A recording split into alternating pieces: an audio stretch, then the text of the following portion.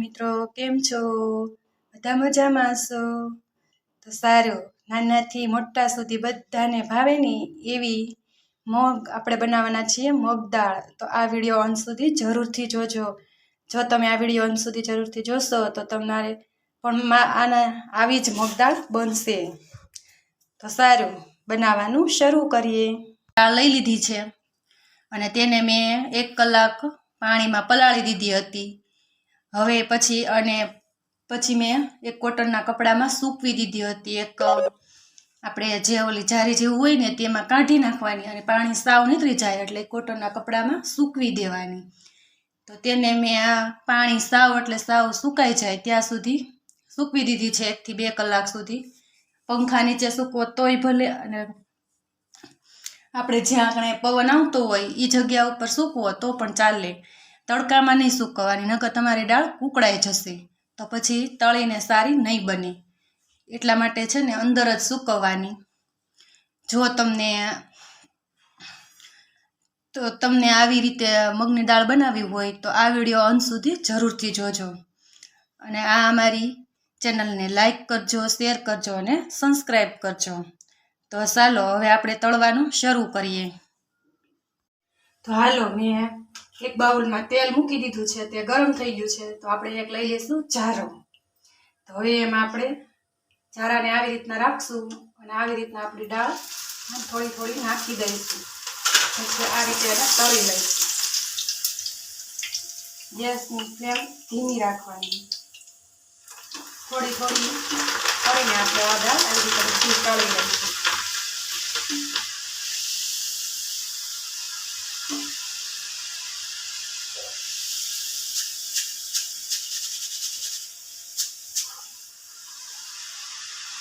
આ દાળ બહુ સરસ જ બને છે. આપણે ઘરે તો બહુ સરસ બને છે, કેમ કે આપણા ઘરના જ તેલમાં બનાવીએ એટલે સરસ મીઠી જ લાગે. અને વળી બહાર કરતાં સરસ અને સસ્તી, અને આપણે લઈએ તો એક જરીક એવી આવી અને ઘરે બનાવીએ તો આપણે લાડ બધી બનાવી શકીએ. જો સરસ આવે છે ને અવાજ ક્રિસ્પી. આપણી દાળ અસલ ક્રિસ્પી થઈ ગઈ છે. તો હવે આપણે તેને લઈ લઈશું. આપણે એક બટર પેપર લગાવી દેવાનું એક ડીશમાં અને તેના ઉપર નાખવાની, એટલે આપણી દાળ છે ને એને વરાળ ન લાગે, એટલે તે પોચી ન થાય. અને પેપર લગાવીને બટર પેપર હોય તો ભલે, ન મારી ઘોડે આવી રીતના એક કાગળ લઈ લેવાનો અને તેમાં આપણે નાખી દેવાનું. જો છે ને કેટલી મસ્ત છે મારી દાળ. બસ મસ્ત કડકડી થઈ ગઈ છે. હવે પાછી આપણે આટલી દાળ છે એટલે આપણે બધી તળી લઈશું.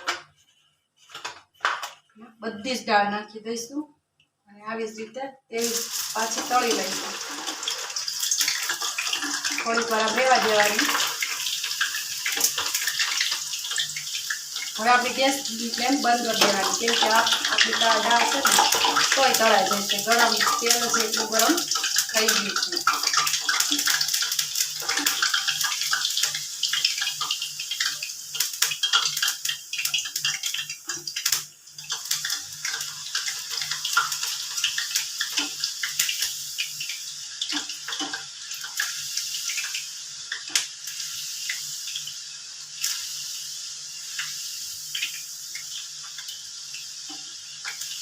આપણી ઘરે જ આવી રીતના સરસ દાળ બનતી હોય તો આપણે બહારથી બજારમાંથી શું કામ લાવવી જોઈએ? કેવા તેલમાં તળ્યું હોય કે પછી ક્યારે એને તળ્યું હોય, ક્યારે બનાવ્યું હોય, ક્યારે પેક કર્યું હોય, આપણને તો ખબર નથી. આ તો આપણે ખાવી હોય ત્યારે આ પલાળીએ, આ સૂકવી અને તળી.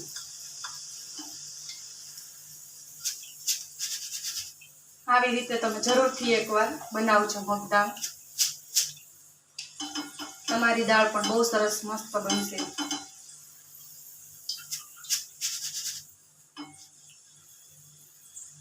વચ્ચે વચ્ચે આવી રીતના હલાવતું રહેવાનું, ફેરવતું રહેવાનું.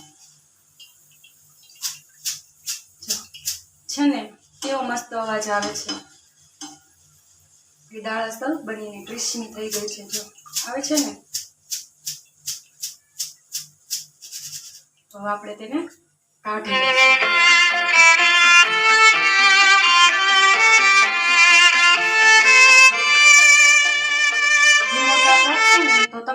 એક તેલ આવી જાય પછી થોડોક ધીમો કરી નાખવાનો એટલે સરસ પીળી થશે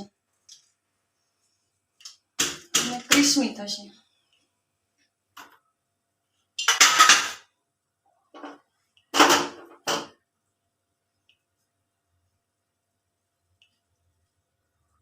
તો છે ને મિત્રો, જો આપણી મગદાળ બનીને તૈયાર, અને વળી જો કેવી સરસ ક્રિસ્પી, જો આવે છે ને અવાજ.